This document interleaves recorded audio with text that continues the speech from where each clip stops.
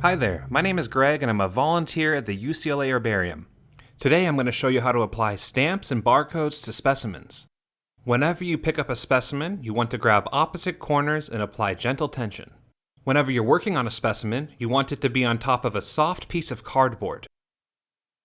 These barcodes have unique identifiers that link the physical specimens in the herbarium with digital specimens in a database. So they're self-adhesive, which is nice, and preferably you want to apply them to the lower left corner, no closer than 1/8 of an inch to the edge of the paper. If there's not room in the lower left corner, go clockwise until you find an appropriate location. The only place you never want to put a barcode is above the label, which is an area for taxonomic updates and notes. So I'm going to apply this barcode here, no closer than 1/8 of an inch to the edge of the paper. And we're done. Now for the stamp, we're going to use a special archival ink that is permanent and acid-free. I'm going to apply the ink to the stamp and do a test run to make sure I've applied enough ink. Looks good.